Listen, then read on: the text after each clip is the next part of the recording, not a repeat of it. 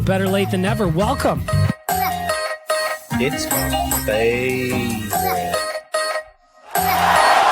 Fucking Anton I really like the back milk shower. Lander. Of course you do, Brett. Of course you do. Bag milk. Yes, sir. This is Cesus. Mm-hmm. Cesus. Mm-hmm. Cesus. Cesus. Maybe Cesus can help me get down to some of the bottom of some of the stuff I'm going to talk about. This is so fucking sexy. Yes, he is. And that's where we're going to start off the podcast. I am back from vacation. It is time for a fresh episode of Better Late Than Never. Can you hear Frank? He's got a new toy. I missed him, so I bought him a new squeaker toy. And who doesn't like that? Who doesn't like that, you know? Everybody likes that. Frank's having a good time. We're all having a good time. We're back. As always, I want to start off the podcast by saying thank you to the audio department. Go check them out at theaudiodepartment.ca. It is your home for all things recording, whether you're in a folk band, a rap group, huh? Maybe you and your buddies are the next coming of Migos. That'd be fun. I'd like a local Migos. Check them out at theaudiodepartment.ca and book a time in the studio. I think I should go down there. I've got a song in my heart, and I need a place to get it out, and I think the audio department is exactly where that'll be. Check it out at theaudiodepartment.ca. They work to create a safe space for creativity and collaboration for artists and musicians to realize their potential and share their message through sound and story. Check them out at 6916 82nd Avenue Northwest, right here in beautiful Edmonton, Alberta. Welcome back to Better Late Than Never. It's a week off. Did you miss me? Huh? Did you? You don't got to tell me that you did, but I assume you did. I imagine you missed me just as much as I missed you. Why are you so pissy? I'm not pissy. I feel refreshed. I feel good. I feel energized. It's nice to have a week off, and that's where I'm going to start the podcast this week, is just talking a little bit about vacation time. Frank, if you could not play with the squeaker toy right now, that'd be great. I probably should have taken that away from you before we recorded, but we live and we learn. We live and we learn. So the vacation recap, I went out for a wedding in Vancouver, on Vancouver Island, I should say, out of Brentwood Bay. It was lovely. Spent a couple of days on the island, just kind of chilled, kind of went to some restaurants, had a couple of drinks, had a couple of fine meals. Weird town though, Victoria. So the wedding was in Brentwood Bay, just, I guess, north of Victoria. Victoria's weird.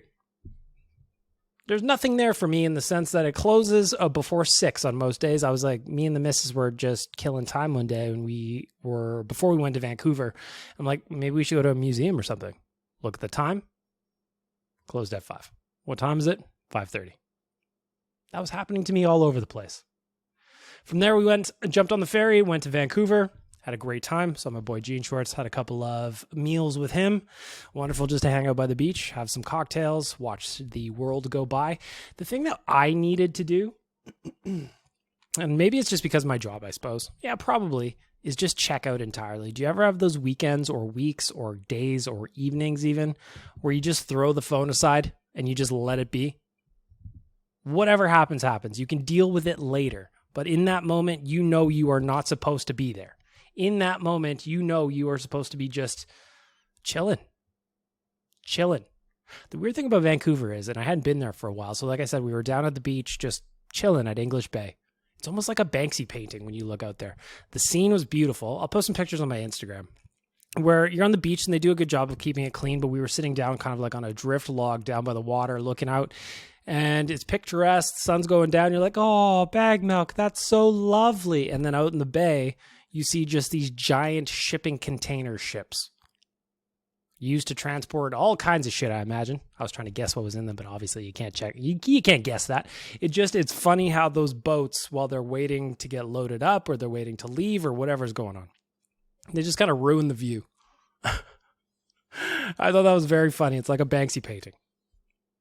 But that trip also led me to my question for the week.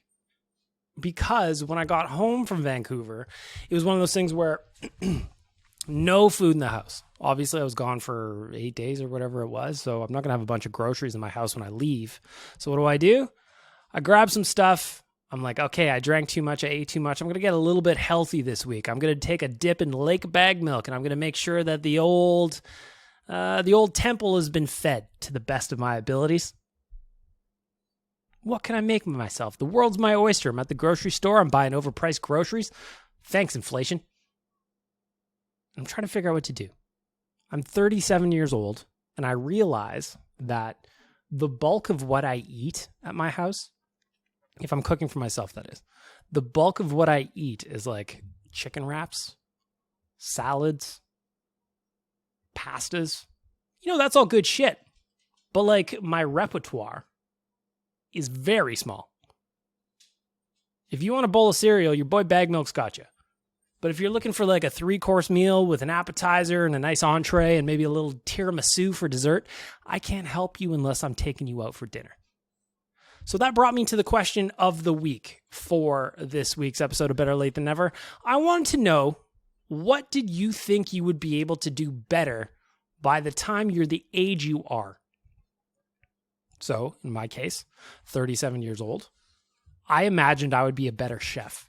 When I was a kid, I remember watching my dad, my old man, great cook, making meals for us. And I thought, you know what? When I get older, I'm going to be able to make meals like this. I'm going to be able to cook up some shit. People are going to be like, I want to go to Bag Milk's house because that dude knows how to work it. He knows how to work his way around the oven. Well, the reality is, unfortunately, at least for me, is that's just not the case. Unless I'm throwing a frozen pizza in the oven, which again, we've covered this weeks ago. Casa di Mama is the elite of the elite frozen pizzas. Don't even argue with me or I'll shoot you. Elite of the elite when it comes to pizzas. That I can do.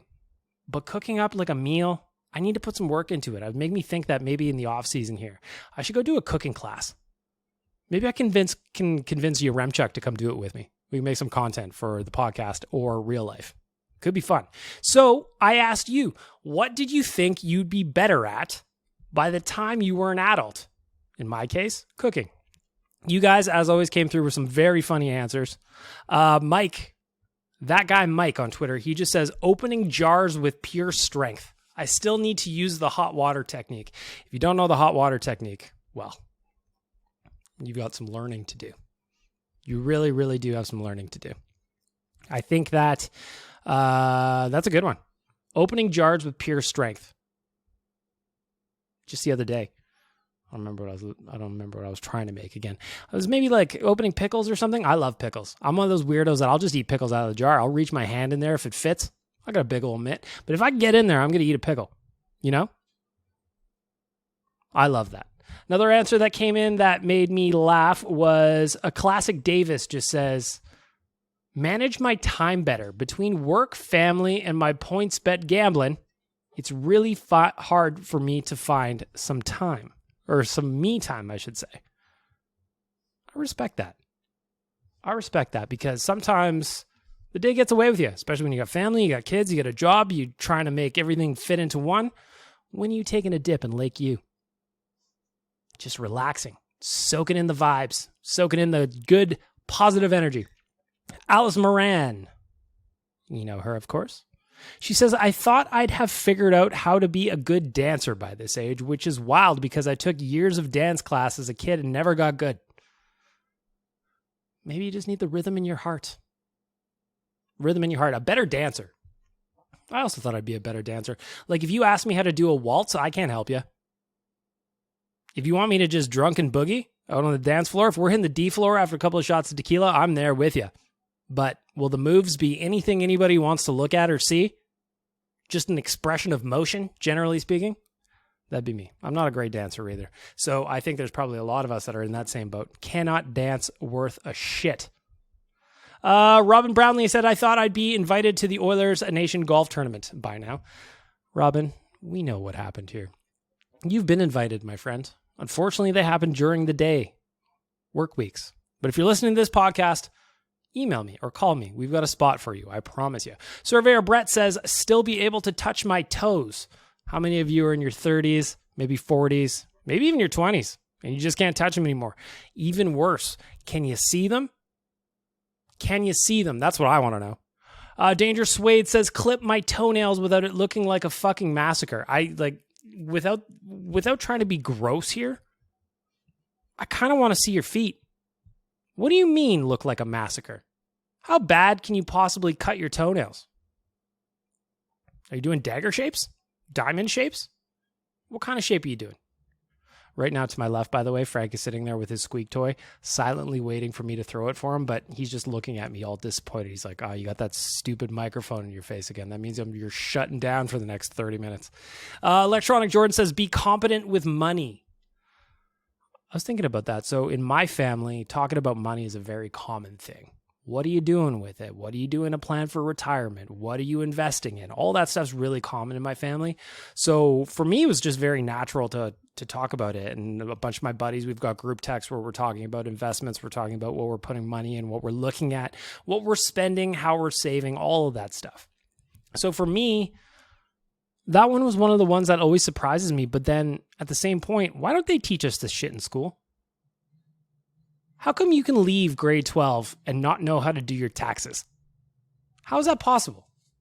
It's probably on purpose, isn't it? They're trying to keep us in the dark. That's what I'm thinking here. Huh? Either way. Sherry says, buy my own home. I think there's a lot of people that probably fall under that camp. Buy my own home. It just seems like, when I was 25, I bought my house for $32,000, and now I live in it, it's worth $385,000. Like, that's the story we tended to hear, at least when I was young. And now, like, the house I live in, not the case. In fact, it went the other way. Happens to the best of us. We'll get out there. I'm not in a rush to move or anything, so, it's fine. But, like, I imagine, Sherry, you're not the only one in that camp. Carrie says, play Ardshock? Play Ardshock. How do you say that word? Sadly, played at Ardshock, but it's not the same. I Googled Ardshock. I had to. It seems like a festival. A hard rock festival specifically. And if you could play at a hard rock festival, I always think of Ozfest when I think of hard rock festivals. I always thought I should be in a metal band. There's two bands that I always thought I should be in. One was a punk band. Obviously, I love Blink-182. I loved all of that shit in the early 2000s. That was right in my wheelhouse. That's when I was in high school. That was in my prime, baby. I always thought I was going to be in a pop punk band. Or I thought I would be great at being the rhythm guitar player in a metal band, the guy who can, because I got a great head of hair. If I grew this out 80s style down to the shoulders, that mop would be flowing. And I always pictured myself as one of those guys who could just whip it around back and forth, just like the constant headbang while I'm playing power chords. That was always the dream. That was always the dream. If you've got more things that you can think of that, you just thought you'd be better at. You're like, I'm a 30-year-old man or woman or whatever, or you're in your 20s or you're older. You're in your 40s or 50s or 60s. Thought you'd be better at. Here's another one. I thought I'd be better at folding a fitted sheet. I know it's impossible. I thought I would just be better at chores. Chores aren't my favorite thing. I'm the kind of guy who I've got to carve out time on a Sunday and just get after it and just do it. I'll make a list and I start checking them off the list, and until I'm at the bottom, I feel like I need more to do. I thought I would get into it. If I don't set myself a list, I could, my house, I live by myself. It's me and Frank here. Turn into a complete disaster. Anyway, that's what I was thinking about on my vacation. Why am I an adult and I can't cook for myself? Doesn't make any sense. Doesn't make a lick of sense. But sometimes life just doesn't make sense. And you know what? It's not like I eat unhealthily. Wraps, salads, nothing wrong with that. I had a hell of a steak salad that I made for myself last night. Oh, by the way, have you ever air fried a steak? I went to barbecue last night. Again, I came back from vacation. I'm out. I'm not in sync yet. I'm not firing on all cylinders. They're starting to heat up. They're starting to pick up, but I think I'm running on 4 of 6 right now. So I go to turn on the barbecue. I forgot I had no propane. So what am I going to do? I want this steak. I'm going to make a steak salad. Tonight, I'm making steak wraps. See? Back and forth. Salad to wraps. I air fried it last night. This is the first time I air fried a steak, I think. At least that I can remember. I might have done it before and just not remembered. But, man, it's pretty fucking good. Blast that baby, 370, 6 minutes, 7 minutes per side, depending on what kind of steak you got. It was damn tender, perfectly cooked, a nice medium in the middle. Come on. There you go, theaudiodepartment.ca, little vacation recap. Go check them out, theaudiodepartment.ca. But it's not all about me, this podcast, of course. There's things that happened in the world, and I wasn't around with the Edmonton Oilers, and we are going to get to it right now in the news.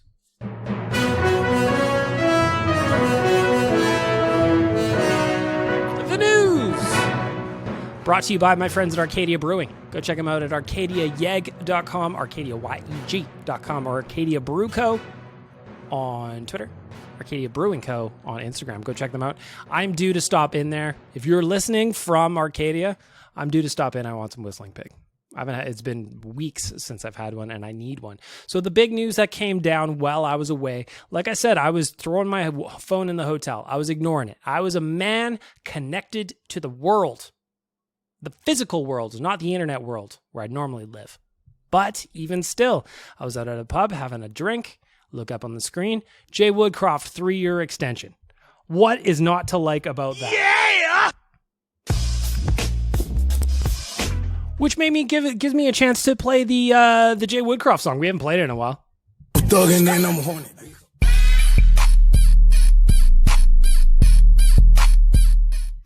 Jay Woodcroft, 3-year extension. Absolutely worth it. Absolutely love this deal for the Oilers. I love this guy so much.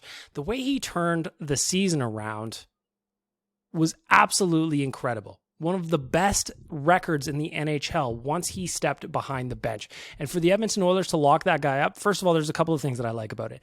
They didn't get distracted by the Barry Trotzes and the Paul Maurices and all of the other big names that are out there.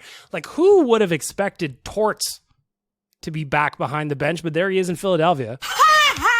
I didn't expect that. But for the Oilers, they stuck with their man. They stuck with the guy that, first of all, he was here as an assistant coach with Todd McClellan. We all know it. But then he went down to Bakersfield and he had some success in the AHL with the Condors. He put in the work, he put in the time, and the Oilers put in the investment into him, and it turned into a head coaching gig. Get rid of the interim tag. Get rid of it all. I love it. Yeah! Let's go, baby. Next up. This one just kind of came up right before I started recording.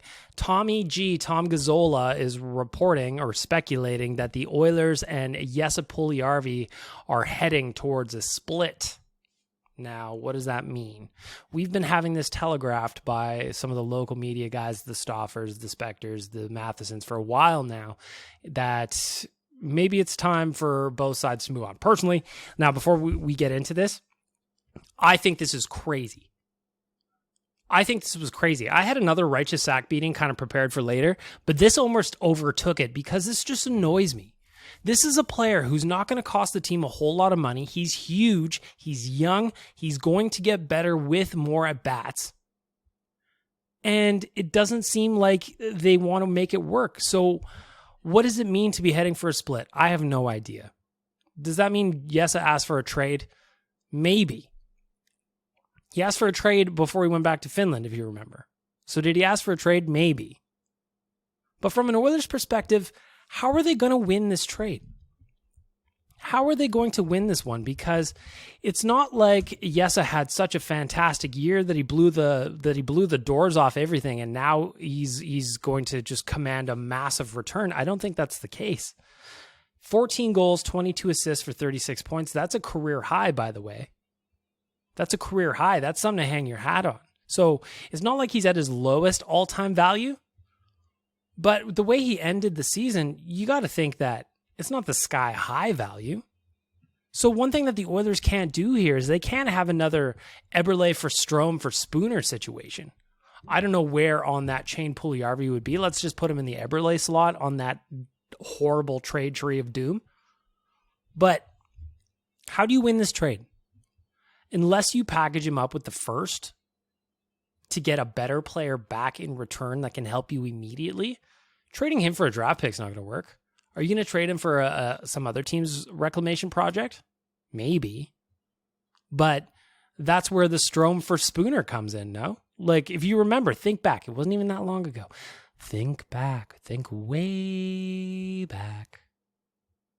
Ryan Strom's career with the Edmonton Oilers did not start off great. It just didn't. He was slow, not exactly uncommon that a guy comes to a new team and it takes him a minute to figure it out.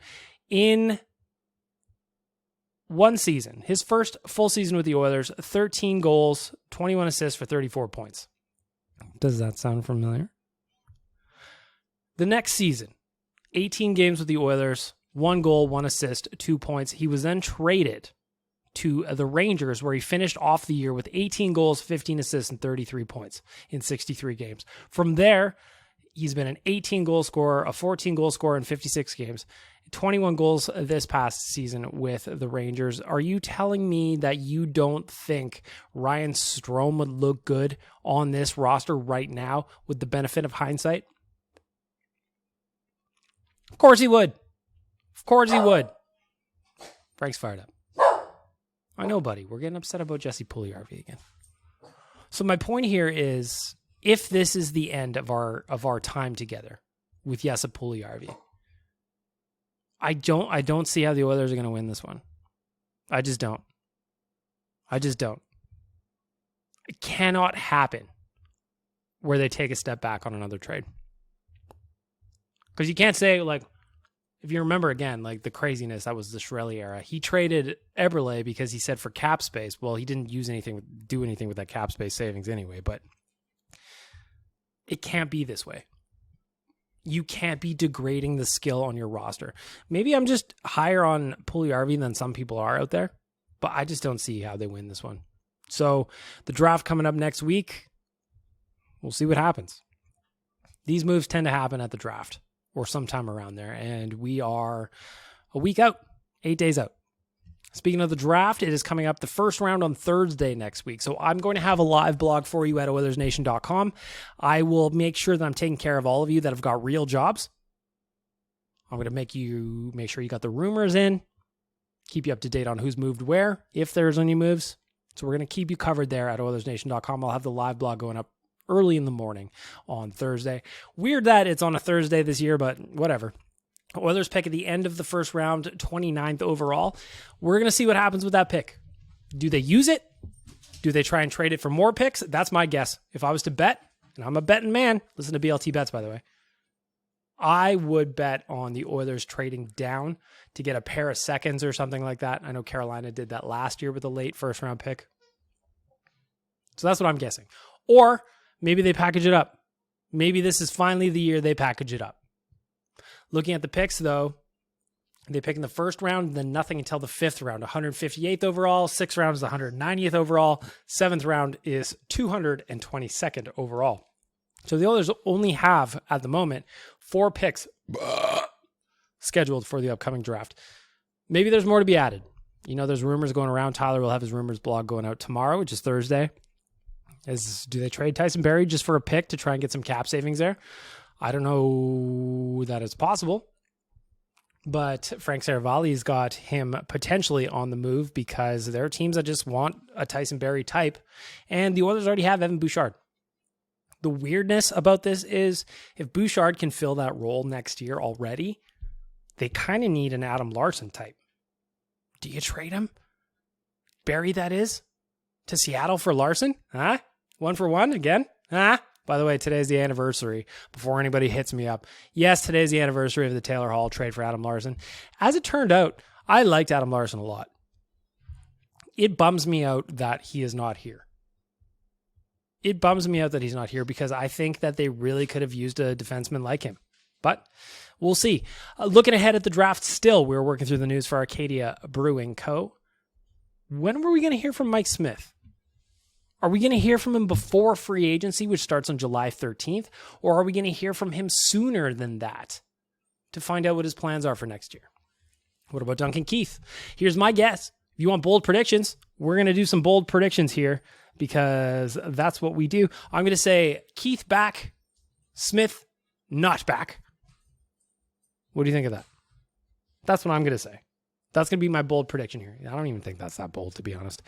Another news, speaking of goaltending, if Mike Smith does not come back, Pierre LeBrun from TSN is reporting that the Oilers will be about one of 10 teams that are in on Ville Husso. I talked about Ville Husso a bunch of times on Oilers Nation Radio. Just had a solid season with the Blues. The thing about Husso, though, is he doesn't have a whole lot of experience at this point. 64 total games played in the regular season for Husso. This past year with the St. Louis Blues, he had an .890 save percentage. Or that was in the playoffs. That was in the playoffs in 7 games played. .919 was his save percentage in the regular season, pardon me. So, what do you do? What do you do? Cap hit for Ville Husso this past season was $750,000. You imagine he's going to get a raise? We'll see.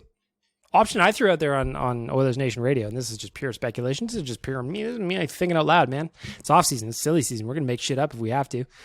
What about Cam Talbot? Look at what's going on in Minnesota. They just traded Kevin Fiala to the Los Angeles Kings. They got to clear cap space because their buyout hell is starting ASAP. This year they got something like $12 million in dead cap space. Next year it goes up for the next 2 years. So they got to clear out some salary. Would Dadbot come back? I don't know. I'm thinking out loud. Looking at that Fiala trade. Minnesota traded Fiala to the Los Angeles Kings, who then re-signed him to $7.9 million. He was a point per game player this past season in Minnesota. 85 points in 82 games for Fiala. They got a first rounder for him, 19th overall, and Brock Faber, which is a blue chip prospect that was in the LA system. So the thing that I want to make a note about with this Fiala trade is teams in the Pacific are already working to get better. Will LA be better than they were last year? A little bit of experience. A guy like Fiala comes in. I think they will. Will the Vegas Golden Knights be better because they were awful last year? I hope not, but I'm imagining they will. Will the Canucks be better? Probably, at least a little bit. Flams? Who knows? We'll see what happens with Johnny Gaudreau and who else they got to sign? Matthew Tkachuk? Do they got to sign him too? We'll see what happens down the road in Calgary, but the point here still stands. The Oilers need to get better. At this stage today, June 29th, I don't see it happening. If the Puljujarvi thing is true, which I would bet dollars to donuts on it. Tommy G doesn't make this stuff up. If that happens, Puljujarvi out, Evander Kane out, Frank Squeak Toy back in. How are the Oilers better? Because right now on June 29th, that makes them look worse to me. Now, again, Kane could be back again. We don't know what's going to go on with the San Jose situation. There's a lot of question marks there. We don't know what's going to happen with Jesse Puljujarvi or what the return would be. But could you argue that the Oilers are better today than they were at the end of their run? I don't think so. I don't think so. And that's a big problem that Ken Holland is going to have to face as we navigate this offseason. It's a short one. We're already heading into July. Canada Day is on Friday. No free agency day on Canada Day. So what I'm going to ask you to do is come down to the Pint downtown with us. We're having a Jays Nation viewing party. Game's at 1 o'clock. Come get a little patio time with us. We're going to go down there. We're going to have a cocktail. We're going to watch the Jays. We're going to have a great time. Got it? Good. Good. There it is. Your news from my friends at Arcadia.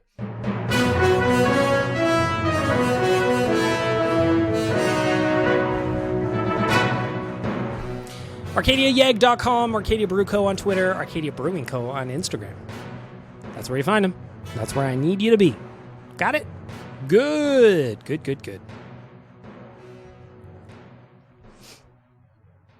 And there we go. The news. There we go with the news.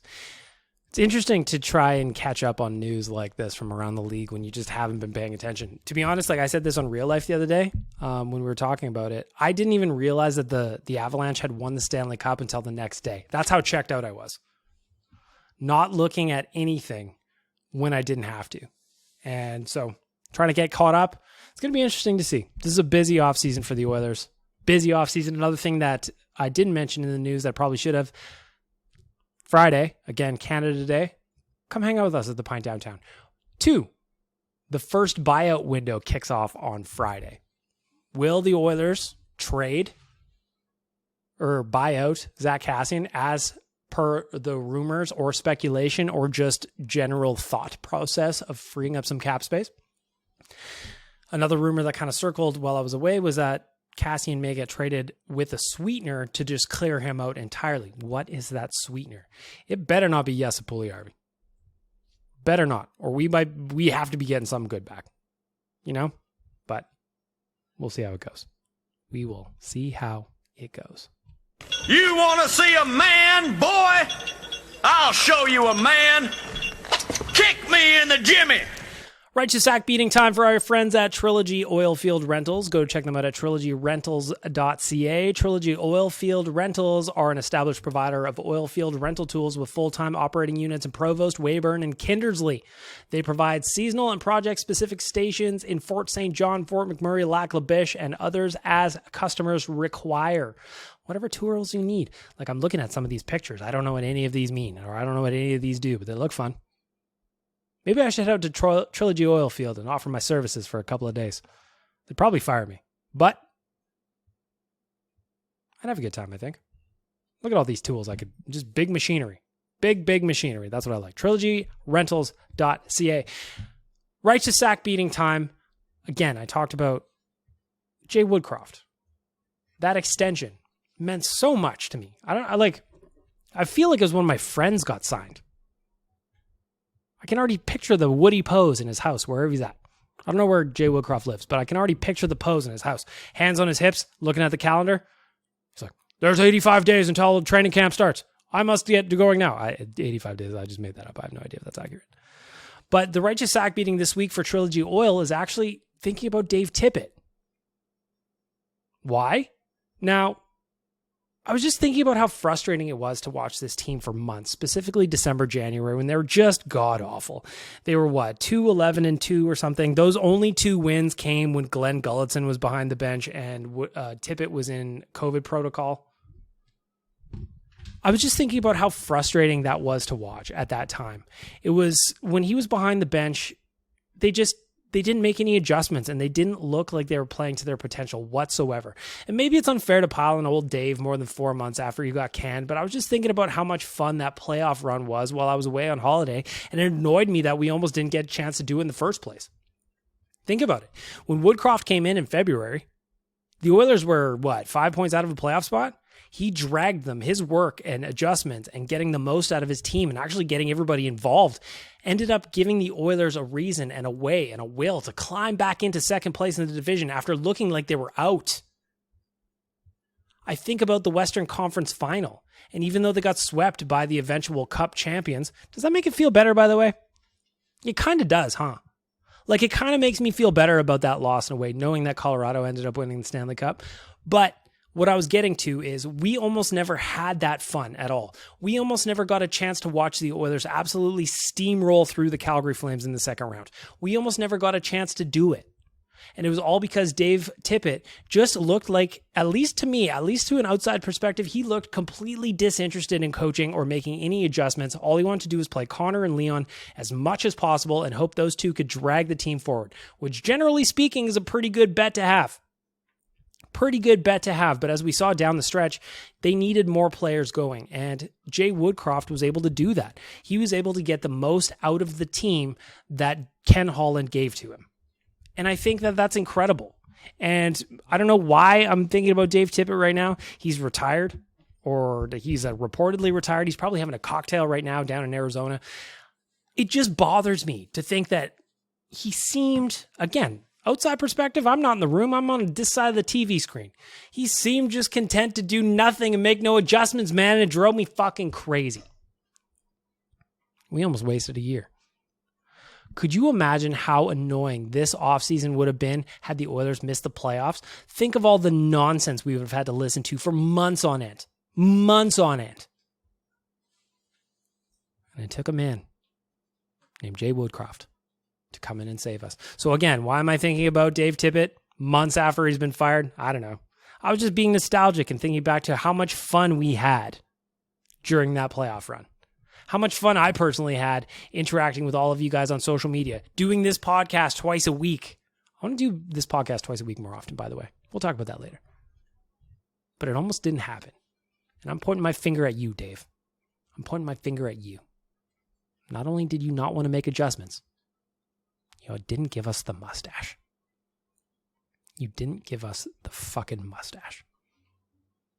And if that doesn't cause you to deserve a righteous sack beating, then I don't know what does.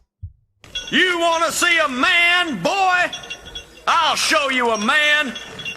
Kick me in the jimmy. Caution!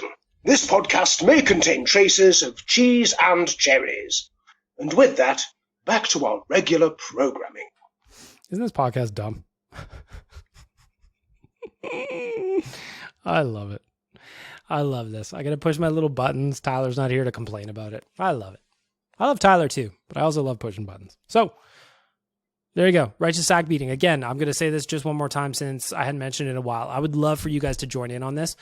Leave me a voicemail and just tag it, like where you put your name or not put your name. Just leave it RSB. Then I'll know to play it in this section.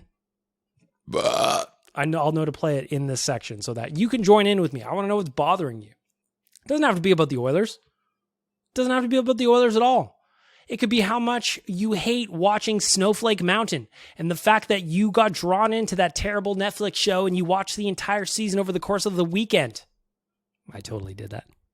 Me and the missus were like, hate watching that show. We watched it for hours. Fucking thing sucks. Fucking thing sucks. Anyway, join in with me. The Trilogy, Oilfield Rentals, Righteous Sack Beating. Go check them out at trilogyrentals.ca. And as we do every week to end off this here podcast, it is time for the voicemails.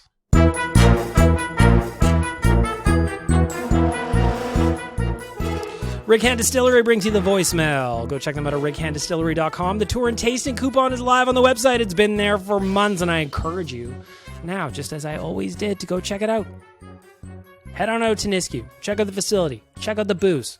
Meet the team. Have a good time out there. I promise you're going to love it. Get a bottle of Double Double. I had some in my coffee the other day. Come on. All right. You guys, as always, are leaving me great voicemails. So I'm just going to kick it off with number one. Hey, Big Milk. So I know a lot of people are talking about, can the Oilers bring back Evander Kane right now? And it seems to be a hot topic that we don't think the Oilers can afford Evander Kane. Does he sound okay to you guys? Because to me, it sounds really muffled. I'm going to work through this, and I might have to translate some pieces here. But weird connection on this voicemail, so I'm going to get through it. But just so you know, if you're hearing this and you're like, why does that sound all garbled? It sounds garbled to me too. Now, I know this is a little bit out of left field, and it would be giving up a lot. But I know last summer there was a rumor that Carey Price was going to be selected by Seattle in the expansion draft, and then traded back to Montreal with half salary retained.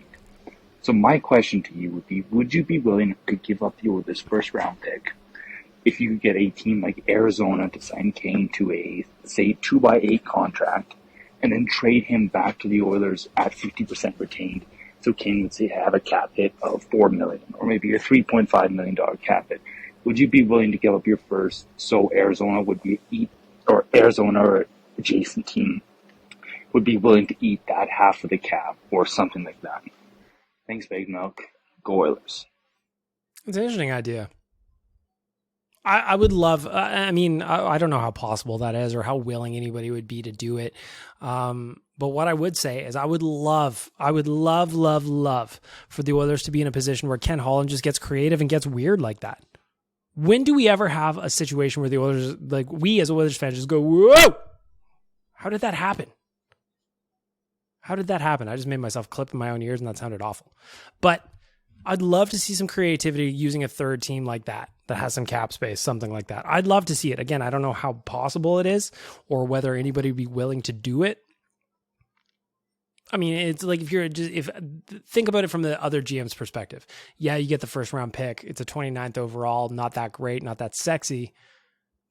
But then you're doing the Oilers a favor. Teams don't really do each other favors like that. So I wouldn't expect it, but man, I would love to see it. Hey, Bag Milk, Presto here, listening to your podcast. I've actually had most of those snacks that you have mentioned. Nothing with the mustard, but definitely the raw hot dogs. I got my son hooked. So, Presto, I apologize for cutting you off here. I'm going to let this play out. I just have to say again, that episode with all of your random snack foods, the last one I did before I went on vacation, was just so much fun. I listened back to that first segment and I laughed and laughed because some of the shit that you guys are feeding yourselves is just unbelievable. You got to feed the temple, baby. You got to make sure you're taking care of yourself. All right? Back to Presto. Definitely a good snack. The one in my family is oysters on Ritz crackers with hard cheese and a pickle. Ooh, I like that. I like oysters a lot. So what I would used to do, and this is very funny because it was me and my buddy, actually it was the one that I saw him at the wedding that I was out on vacation. When we were in high school, we used to eat oysters on Ritz crackers all the time. No cheese, no pickle, but we would always put hot sauce on it. This one strikes me as delicious, Presto. It's delicious. On the CBA thing, if he does retire, is there no way the Oilers can't take that to the arbitrator or get the lawyers involved, as, like you said, it's in the CBA? We're talking about the Duncan Keith thing. So just to recap really quickly, Bill Daly, before the Stanley Cup final, said that if Duncan Keith does indeed retire, which, again, my bold prediction is that he does not, the Oilers wouldn't get any recapture bonus. So they would get the $5.5 million cap hit freed from their books. But initially, we thought there would be an additional $3 million on top of that, clearing $8 and change or something like that. That will not happen. So back to Presto. I'm in a union. I can't see that they can just change the CBA without the union's approval. Apparently they're going to try. But if somebody stood up to it, do you think, or could you find out if there would be any legal recourse to maybe take it to an arbitrator to see what they think? Again, great podcast. Thanks for what you do and have a great day. I don't know. That'd be a really interesting situation to see. Like if Duncan Keith next week or the week after actually announces that he's done, he's retiring, he's done everything a person can possibly do in hockey. Like everything a person can possibly do. And he decides to hang it up, and he wants to drink sangria from his patio in the Okanagan. Yeah, it might be worth fighting for. It might be worth fighting for, because that extra $3 million, man, would that help. Now, does it seem likely? Probably not. I'm an Oilers fan after all. It is not something that I generally feel goes our way. You know? I'm still in my heart of hearts in turmoil over the Cale Makar goal in game 1 that was clearly offside, but was deemed not offside. Oh, Reeby Pirates! You're listening to Better Lait Than Never! For some reason, I've got a pirate thing in Northern Ireland accent. Sorry, yes. You might have heard me before. It's the donkey. Oh, me hearties! Oh, lovely. I love Donkey Volley. It's been a while since I've gotten one of those from you, sir. Keep up the pirate voices. I want to know what other voices you have in that repertoire of yours. What else is in that vault? I want to know. Yar. That's all I got for a pirate. Hey, Big Milk. How's it going? First of all, how was your vacation? I've been to Vancouver. It's a lovely place. Did you have a good time? I did. I had a great time. Just rewind to the beginning of the show. Watched, ate too much, drank too much, had the best time. Got some sun. Skin's looking good, looking a little tanned. I like it. That being said, I saw your prompt. What is something I thought I'd be able to do by my age? Mm-hmm. Now, I am only 20. There's still a lot of life left in front of me. I am only in university. But when I was younger, I thought I would have a girlfriend by the time I'm 20. And no, that's not what happened. I put the same. There's still time, my man. Let me tell you. By the time you're 20, you're still a baby. Go out, meet people. Meet random people. Meet all the people you can. You know? Experiment. Get weird out there. Provided that is, goes both ways. I think when I was 19 too. And 18. And 17. Apparently, knowing random facts about the Edmonton Oilers doesn't woo over the women the way I thought it would. But there's still a lot of time left. But I think if 16-year-old me looked back at the way I am now, what 20-year-old me is, I think he'd be kind of weirded out. But anyways, hope you had a great vacation, Big Milk. Go Oilers. You know what? If there is not a lady for you that wants to accept your Oilers facts and trivia as part of the sexiness that is you, that's not the right lady for you, man. That is not the right lady for you. Looking at my dating journey when I was, so I was in a long-term thing and then it ended and then I was getting back. I was single for a couple of years and getting back out there and just going on the dating apps as me was really interesting because before going on the apps or whatever, I was out there in the real world. Like the people that I met was face to face and I was getting rejected to my face. So being on the apps was both easy and horrifying at the same time. There's plenty of time for you, man. 20 years old? Pfft, you're still a baby. If I could tell me at 20 what I would do, well, I'd probably be in a different spot with the old relationships that I went through from then until now. You know, just keep plugging away. Keep plugging away at it. You will find that missus that loves your Oilers facts. I promise you that. She's out there, and you'll find her. Hey, Bag Milk. Long time no chat. I haven't sent a voicemail into the podcast in a while, but the podcast has been sounding great just to start off with that. I wanted to ask, why has no one been bringing up the potential possibility of Ken Holland being able to exploit the Minnesota Wild and their cap situation? I know we have to shed a lot of cap space here on the Oilers, but there's a good chance that Minnesota needs to do the same as well because they have so much on the books this year. Why don't we try and shed some cap space and trade for someone like a Matt Dumba? I think he'd be an interesting pickup, and he'd be definitely an upgrade over some of the defensemen we have on the team. I just kind of wanted your thoughts on trying to maybe exploit teams that are also in cap hell, but seem like they have less wiggle room than the Oilers to move their pieces around and such. Yeah, either that or as well as I saw the UFA market, and would you be interested in potentially bringing in someone like Nikita Zadorov? I hated watching him play with the Flames because he's really annoying, but I kind of think I'd like him more on the Oilers. What are your thoughts? So I'll start off with the first part of the question. Yeah, I'd love to see Ken Holland try and do something with the Minnesota Wild because you're right. Like we just saw it today, Kevin Fiala got traded for that exact reason. There's no way on earth that the Minnesota Wild wanted to trade Kevin Fiala. Not after the year he just had, but he needed a new deal. They needed cap space. So what did they do? Shipped him in LA for a draft pick and a prospect that's cheap.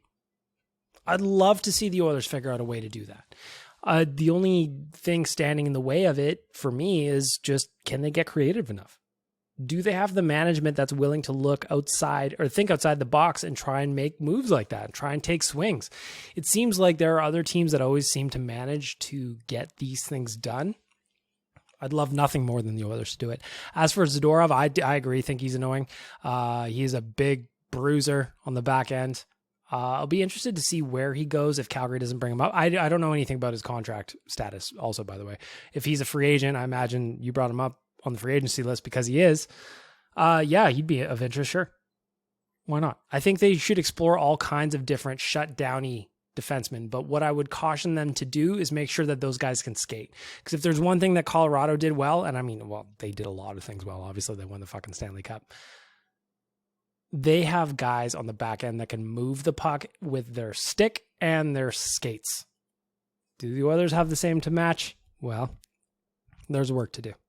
There's work to do. Last a voicemail from my friends at Righand Distillery.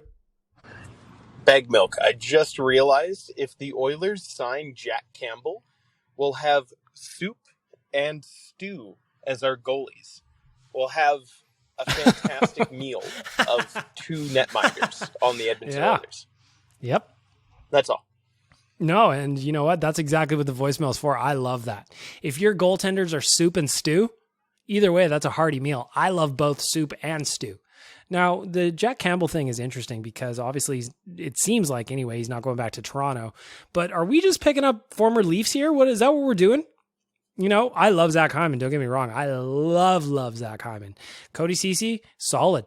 Tyson Barrie, he's fine, but I think he might be on the way out just for cap money or for cap savings. No other reason. Are we collecting Leafs? They haven't won anything. Do we want those guys? That said, Zach Hyman had never been to the second round before. What did he do in the second round? Scored in every single game. What did he do in the third round? Kept scoring. Maybe they just need to get out of Toronto to really shine. Soup and stew. I hadn't considered that, but man, I like it. I like it a lot. There you go. The voicemail from my friends at Rig Hand Distilleries. Go check them out. Again, righanddistillery.com. Tour and tasting coupon right there on the website. I promise you're going to have fun. I promise you. Get a bottle. Get a bottle of Brum. Get a bottle of Double Double. Pour it on your ice cream. It's a long weekend, for fuck's sakes. Enjoy yourself, provided you're a legal drinking age. righanddistillery.com.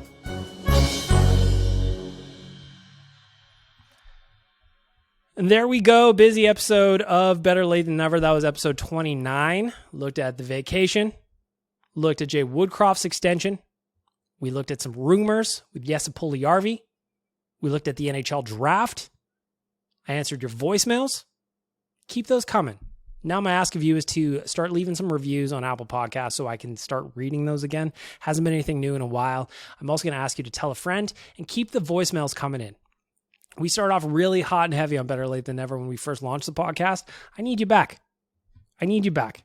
Argue with each other. Argue with me. Tell me off. Tell me I suck. Tell me you love me. I love all of you. And that's where we're going to end it. So I want to say thank you to my friends at the audio department, Arcadia Brewing, Trilogy, Oilfield Rentals, and Rig Hand Distillery for making it all possible. Go check out nationgear.ca. That's where you can get tickets to our nation vacation to Toronto. That's coming up in August. Come hang out with me. Go watch a baseball game. I'm watching the Jays right now. It's tied 1-1 against the Red Sox. I want to watch them in person. I've never done it. I'm looking forward to it. Also, if you're a Jays fan, come down to the Pint Downtown on Friday. If you've listened to this podcast after that party, well, where were you on Wednesday night when I released it? Where were you? Just kidding. I love you. Thanks for being here. I missed you guys. I missed doing the podcast. I appreciate the patience on letting me take a vacay. Until next week, or maybe sooner. Again, like I said, I want to do more than one podcast a week, even if I tighten them up a little bit. Like this one now, I'm looking at my computer is going in on almost an hour, 55 minutes, 52 minutes.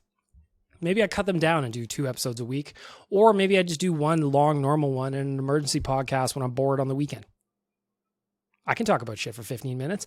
What if something cool happens on Friday on the buyout window? Should I do an emergency podcast? Maybe. Until then, I bid you farewell. Please download, subscribe. Please tell your friends.